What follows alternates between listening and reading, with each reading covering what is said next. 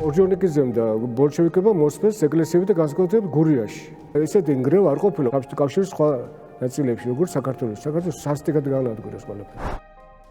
თელმა საქართველოს და მათ შორის ეკლესიამ მძიმე წლები გადაიტანა. ძმათა სისხლის ყრვა. ამ დროს რას აკეთებს ეკლესია?